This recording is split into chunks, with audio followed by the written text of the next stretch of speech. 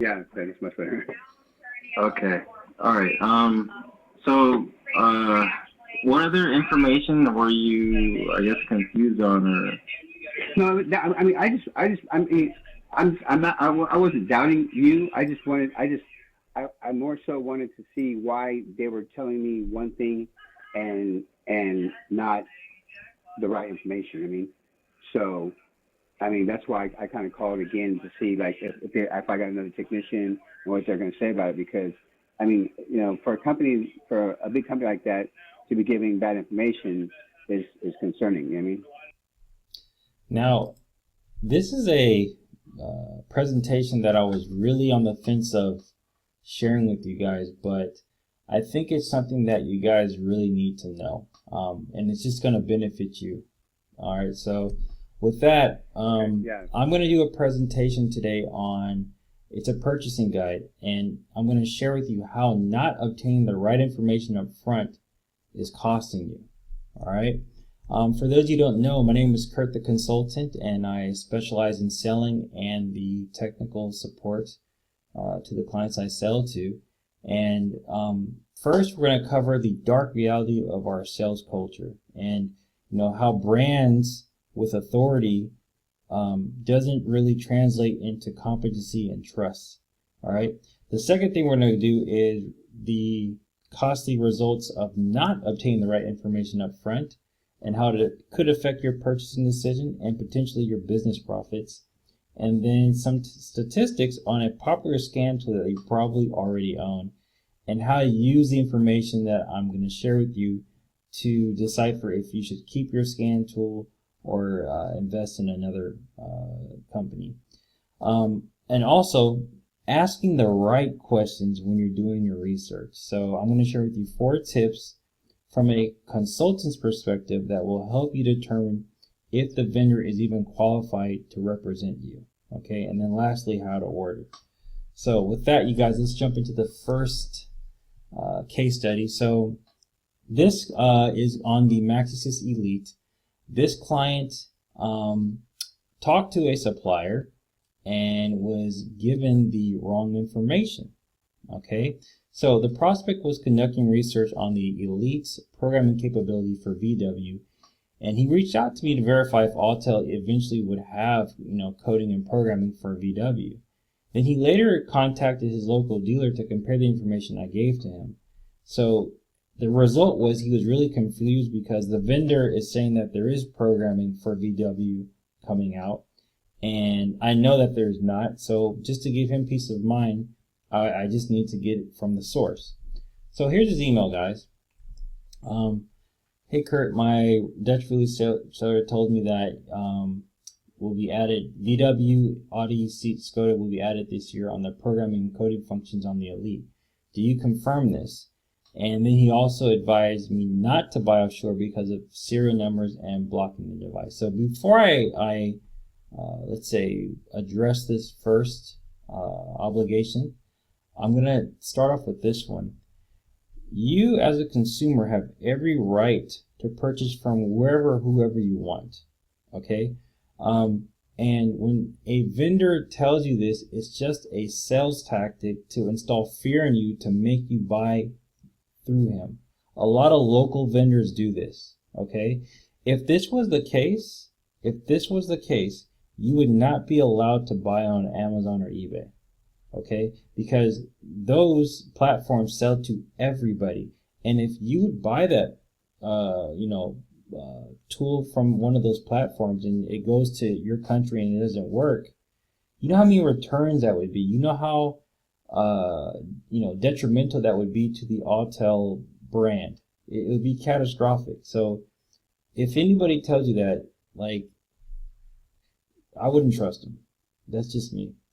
So to answer my prospect's obligation, I told him that I do coding with the VW. I help clients who specialize in VW.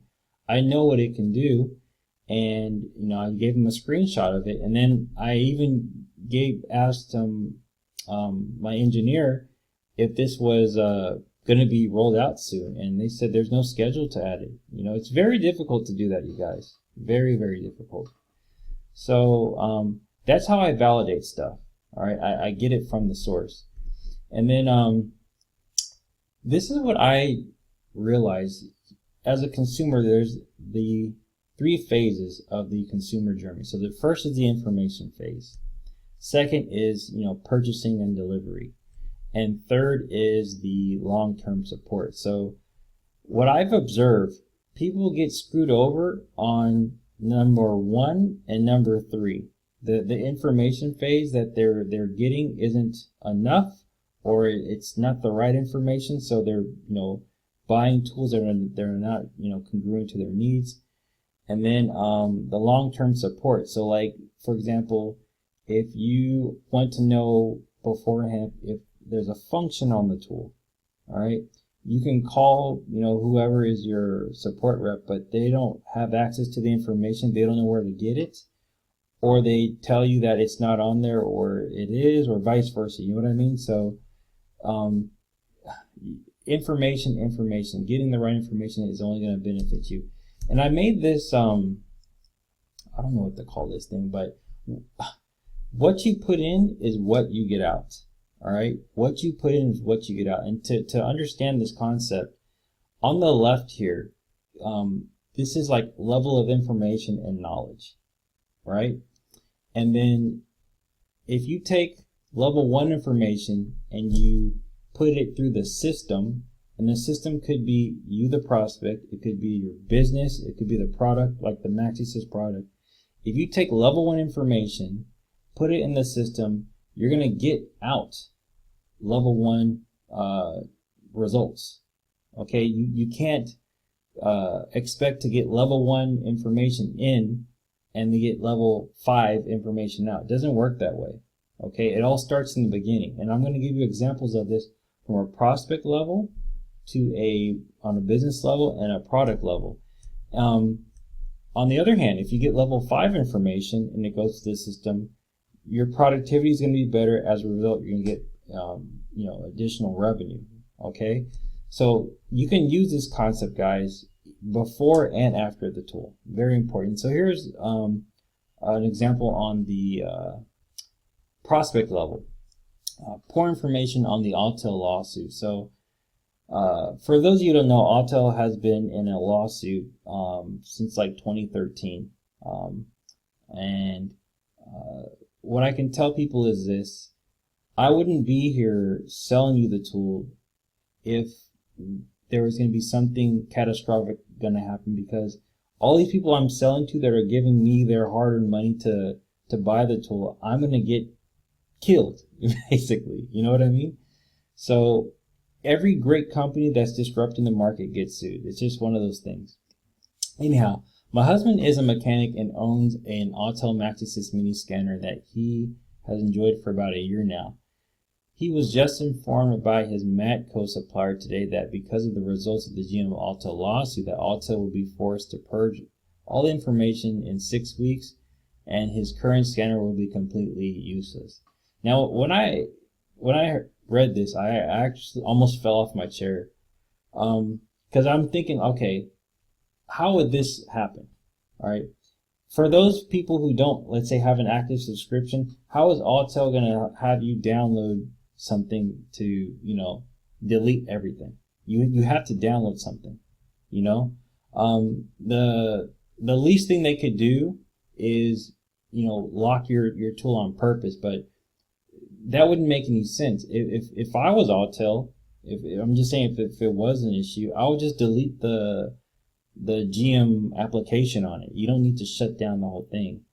I'm not going to go into that, but anyways, this person wasted a lot of time, a lot of energy, and potentially from this misinformation from the Matco guy, probably purchased another brand and later found out that that other brand isn't doing what the Autel could do. And this person actually bought the Mini. I think this was posted like 2016, 2017. That tool is expired. So if you guys are, doing research, don't buy that tool. The Mini, it's been outdated for I don't know how long, and people are still selling it. Anyhow, poor information on the business level. So A truck backed into a parked vehicle and the hood and the grille had severe damage. The vehicle went into an auto body repair shop for structural damage, and after the visual inspection, the parts were replaced, the car was delivered to the client. All right, normal procedure. But months later, the client was in an accident and the airbags didn't deploy because the center lock support had an airbag sensor on it that was not replaced in the previous accident due to the fact that the repair shop didn't read the manufacturer's instructions and didn't know that that part needed to be replaced. The body shop was sued and they settled for $8 million. All right, so you can see not having that information costed them big time. All right, very important, guys. Got to get that information. And then we're going to do this on the product level. So this is with the scan tool. The prospect purchased the MaxiSys Pro, and after seeing that it had key coding capabilities, only later to find out that for his vehicle there was no key coding capability available. So I'm just going to share with you this clip. Let me fast forward. For MaxiSys? I'm paid support. So basically what I do is I sell the tool and I can give the support to those clients, and then if you're not able to get competent support, then I offer a service that I can be your consultant. Well, I'm trying to figure do you out need how support? to program. Yeah, I'm trying to figure out how to program my key. This tool I just bought said it can reprogram keys, and I'm having no success of trying to program my key. All right, I'll give you Autel New York's number. Which tool do you have, though? I have the MaxiSys Pro. Okay. The Pro's key coding overall is like, I would say maybe it's 1 out of 5, maybe it's 2.5, maybe a 3. You'll probably have good coverage on like GM, Ford, and some Asia makes, but like if it's European, there's no key coding whatsoever. All right, This is a Benz. Pardon me? This is a Mercedes-Benz. Yeah, you're not going to get key coding. You would need it's another tool called the IM608. I bought the J2534. Yeah, programmer. That has nothing to do with key coding. The IM608 is actually it's a different tool that's level 5 out of 5 key coding machine, and it has the same diagnostic software as yours. So this tool don't do key coding for Mercedes. Nope. Okie dokie. Thanks. Okay, but take care. Mm-hmm. Okay, I really feel for people who have this happen. Like you spend all this money, you think you do the research, and you have this problem and you want to get it fixed, but only to find out that it's not on there. And it happens to a lot of people. And this is it's an expensive venture he did. He probably has to get that key coding thing outsourced, which is a lot of money, especially if it's a Mercedes. And he purchased the wrong equipment. Like, I didn't diagnose him, but I can probably get the impression that he probably works on his own vehicle. So the MaxiSys Pro, on average, I don't know what he wants to do, but that might be beyond the scope of his needs. And, he's going to be paying for those updates, but he's not going to be using that J2534. He actually thought that J2534 does the programming. He doesn't know the difference. So, all this is just costing people. And I'm just hoping that somebody will, see this, especially if you work from home, and realize that you need to get consulted. You need to get the right information. Otherwise, this could very well happen to you. Okay? So what I want to do now, I want to share with you how I was able to help my client quickly resolve a time-consuming issue with just one phone call. All right. So just to give you guys a bit of background, the vehicle he is working on is a Skoda, and he replaced the steering angle sensor. And when you do that, you need to calibrate it. Now, one thing about VW, you guys, to get into certain modules, there's access codes, and our tool has some of them, but it's really difficult if you don't have any references on which access code will get you into what module.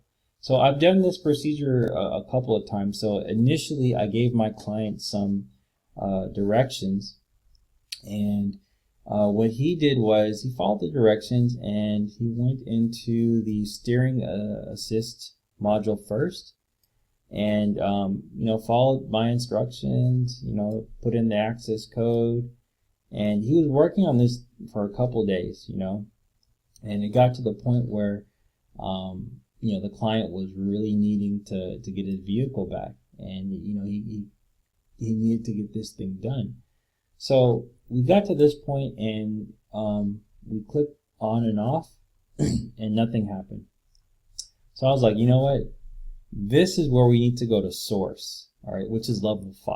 All right, so he's a level 4, I'm a level 4, but there's always going to be a time where you're going to need source information, always. All right, and that's exactly what we did. And I got the instructions from the engineer, and it was straight to the point.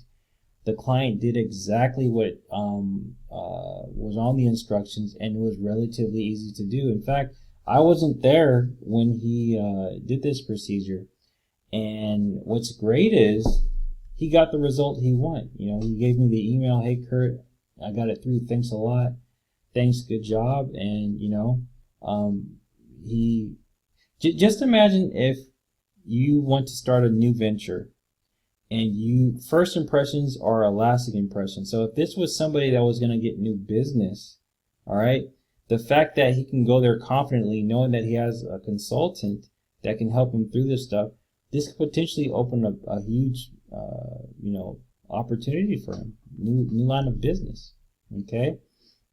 Now, I want to share with you some data that will help you if you're on the fence on between keeping your SnapOn or switching to the Autel brand. All right. Now, one of the, let's say, perks of working with people all around the world, you kind of get to see which tool dominates their region, and a lot of it really has to do with marketing. All right. Like if I have a client from Europe, most of them use Bosch. They believe in Bosch. They think it's like the best tool. Other countries, South Africa, India, Australia, Launch was a prominent thing, and in the U.S. is SnapOn. So to be honest with you guys, there is no best tool.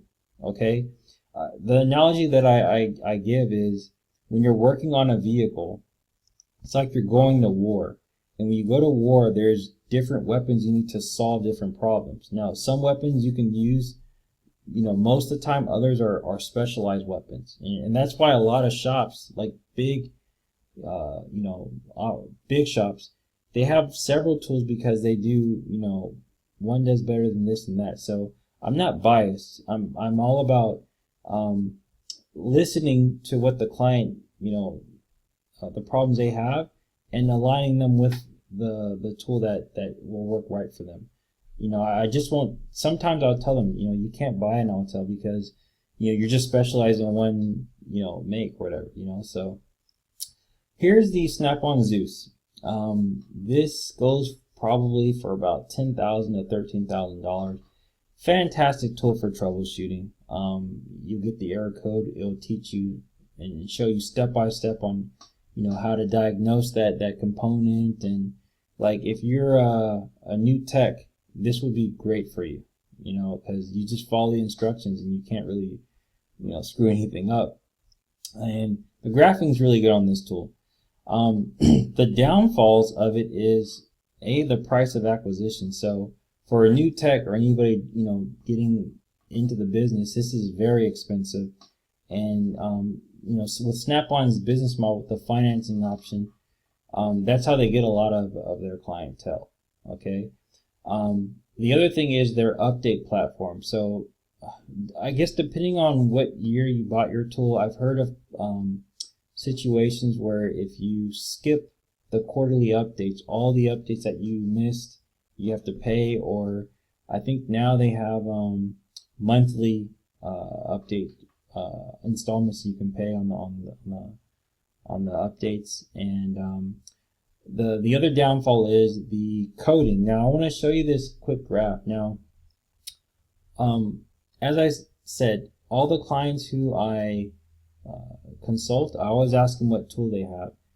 And most of the tools, OTC, most of the tools, they do 75% of the work, okay, that you're going to get in your shop. Now, the people who call me, this extra 35 it's for coding and programming, okay? And that's where a lot of these scan tools fail. So people have a hard time saying, why should I invest in this, $10,000 tool when they're not going to be able to get that 35% of the coding and programming need to solve with these new vehicles. It's a trend. It's coming a lot. And just to show you how the numbers in terms of my business is quite shocking. Check this out, guys. So as I said, I always ask people, okay, what scan tool you have? So I'm just going to type in SnapOn here. And then if you look at the left, all these people had the SnapOn, all right? And when I ask them, why are you calling me? Oh, Kurt, I need more coding capability. I need to code keys. I need to do these functions, and I'm getting them more and more and more, and my SnapOn is just not able to do it, okay? So it really just depends on what level you're on. If you're not getting these coding related problems, maybe you can still stick with your SnapOn scan tool. But I've showed you in a number of videos, you can just put on a tailgate light now on a Ford. It needs to be coded, and then I'll show you something else, because this list is going to go on and on and on. One of my clients told me the reason why he switched was because he said that his SnapOn didn't have any key coding features, or it wasn't really that strong. So I found a vehicle coverage report on the SnapOn, and I took as an example the Ford Fusion from 2009 to 2012, right? So if you look at the right here, that's the PAT system where you can do your key coding. There's no dot there, so I'm assuming that that function is not there. The only dot that I found was on the occupant classification system. So from 2009 to 2010, this was the only special function according to their vehicle coverage report. All right. Now I took the same vehicle and I put it in my backend, and we did have that key coding special function. So I took it a step further. I said, okay, let's see if there's more special function. And when I counted, there was about 25. All right. And just to show you evidentials of it, here are some of the special functions. Overdrive cancel switch. We got tracking and blocking module. We got factory keyless entry code, which is great. You can press a button, get the factory keyless entry code. You don't need to call a dealer. Passenger zero seat weight. We got service routine. We got audio speaker walk around test. We got infotainment display test. Mode 1 powertrain data. We got Mode 6 onboard testing for the injector testing. What else? OBD drive cycle, power balance, evap tests, audio configuration, passenger or seat weight sensor rezeroing. So like if you work in the auto body repair industry, you're going to get that situation a lot where you need to calibrate those seat sensors. Okay. Now, this is some advice. for people who, you know, are struggling to do research. Now, when you ask for special functions, okay, it's just like if you hire somebody and you say, do you do this? They're going to say, yeah, I do that.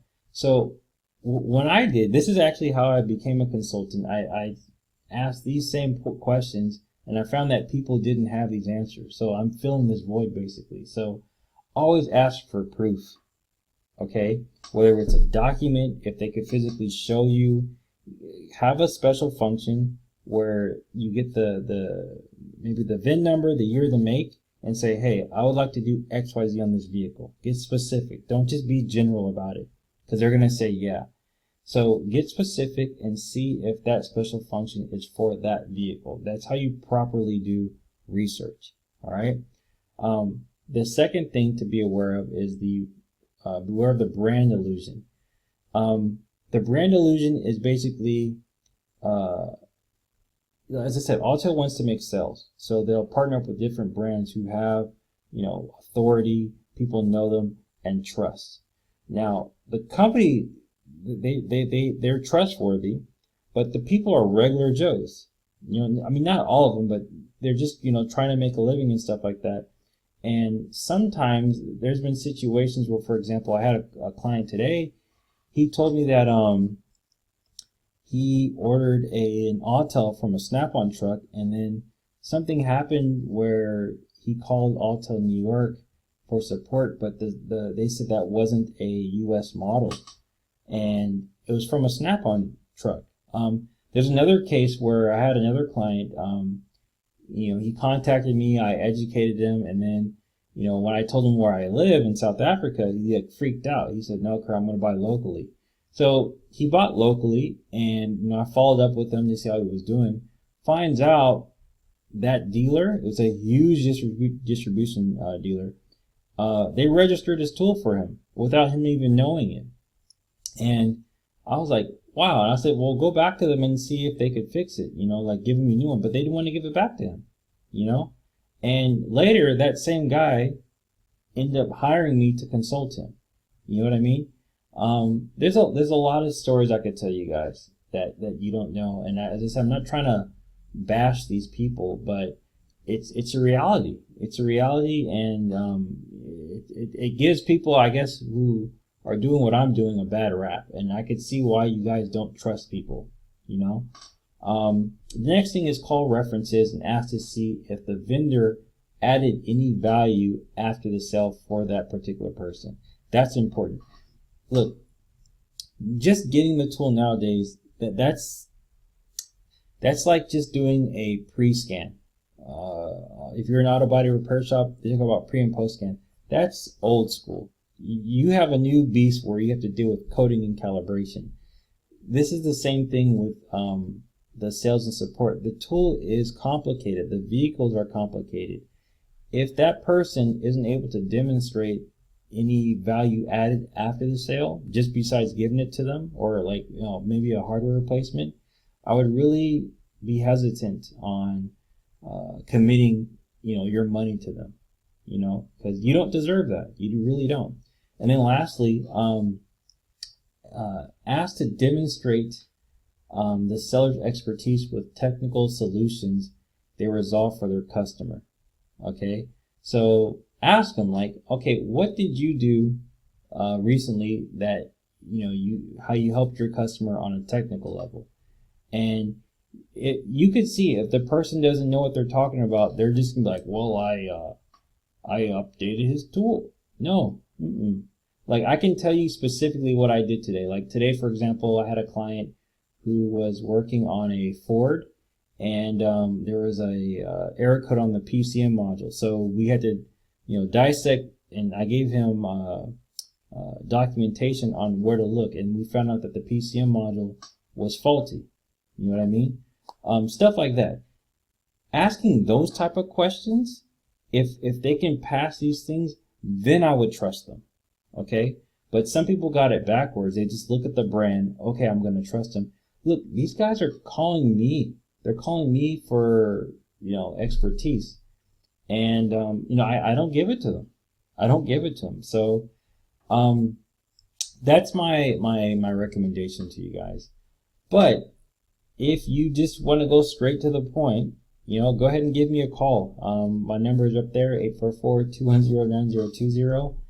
And what I'll do is I'll consult you thoroughly. I always consult you to dive deep, because Autel has a bunch of new tools, and maybe the tool that you thought, you know, was gonna be good for you, it might not be. So with that, guys, I'm gonna wrap it up. It's late, and if you like this video, comment, subscribe. Let me know your opinion. If you had any situations where you got, you know, misinformed before or after the sale, I'd really like to know.